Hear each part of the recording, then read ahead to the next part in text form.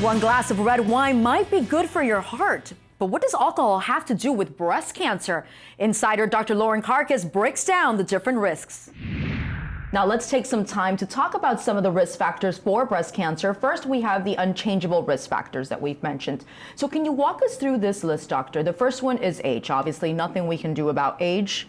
So Right. as you get older, you're more prone. Absolutely. So age is an important risk factor. We do know that in general, breast cancer is a postmenopausal disease. However, we are finding that there's an increased incidence in young women. So yes, age is a risk factor. It is still considered the older you are, the higher your risk. But I would like to put in the little caveat that young women need to be very breast aware, and they're advocates. They need to be advocates for themselves because they're the population of women that tend not to be diagnosed as early, and they typically have more aggressive tumors. Okay, and then we talked about a little bit about genetics, and now race. Race, you mentioned, is also certain races are higher risk. Absolutely, race and ethnicity. Okay. So we know that African American women and women of Caribbean descent tend to be diagnosed later, but they also tend to have more aggressive tumors. Interestingly enough, Why is that? Do we know? it's hard to know. I don't think that we actually do know, but they tend to have the less hormone-driven tumors. So those tend to be more aggressive, but we also know that women from the Caribbean and Africa and African descent actually have a higher risk of having a genetic predisposition. So it could be a BRCA carrier. Additionally, we always have associated BRCA mutations with Ashkenazi Jewish populations, which also have an increased risk.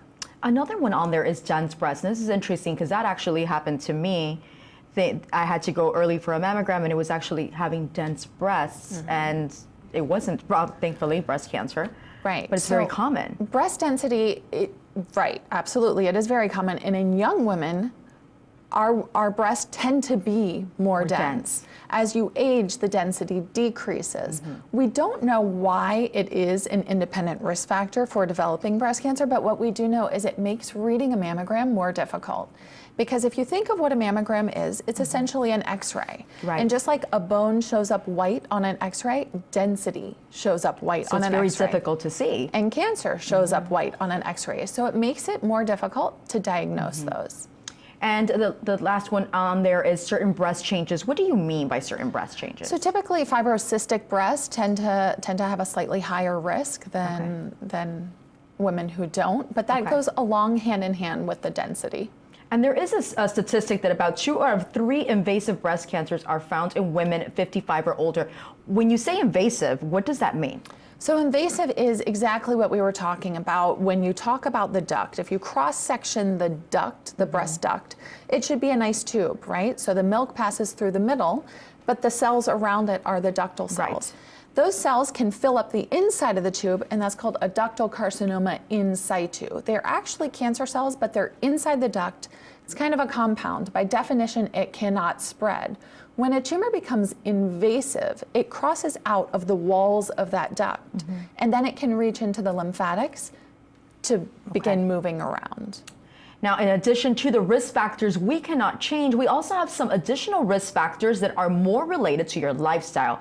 So the first one is being overweight. And so those who are overweight have more inclined to have breast cancer. Absolutely. In fact, we know that in postmenopausal women, if you are obese, you have a 2-time greater risk of developing breast cancer. And the reason we actually know that obesity increases breast cancer, the most common breast cancers are driven by hormones, driven by estrogen, but fat cells actually create estrogen. So the heavier you are, the more adipose tissue that you have, the higher total body estrogen stores you have, which puts you at a higher risk.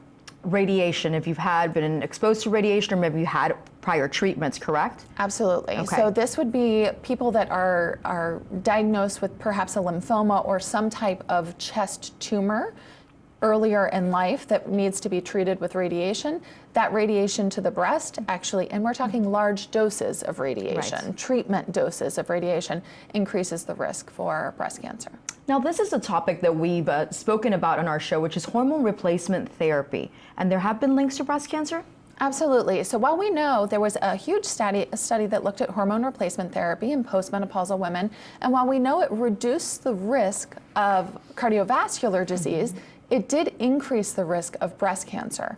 So it's definitely an important consideration when you're taking those medications to know that your breast screening needs to be on time. Absolutely. And staying on top of that. And last one but not least, smoking and alcohol also have a lot to do with maybe putting yourself at risk for breast cancer. Right. So smoking is a risk factor for almost every cancer. Everything. But alcohol is probably not talked about as much as it ought to be. We know that people who drink 1 drink a day, so that's about 10 grams of alcohol per day, have a 7 to 10% increased risk of developing breast cancer. People who drink 2 to 3 drinks per day have a 20% increased risk of developing breast cancer. Alcohol, the way that alcohol is metabolized in the body, it actually creates a chemical called acetaldehyde. And acetaldehyde, if it is not metabolized quickly, accumulates and becomes toxic to cells and actually is a carcinogenic. It is a pro-cancer forming chemical. So it damages the DNA and increases the risk for cancer. Do you think, doctor, that a lot of women know this? I don't think that they do. I don't think they do. You know, when I was at the San Antonio Breast Cancer Conference this last December, there was a lot of talk about this. And in fact, we are questioning whether or not this is a reason that younger women are developing breast cancer earlier, because it appears to be a risk early on, prior to having your first child. The more you drink alcohol, particularly even binge drinking and moderate drinkers, increases their risk long term. And it really is about making those lifestyle changes and keeping everything in, keyword, moderation.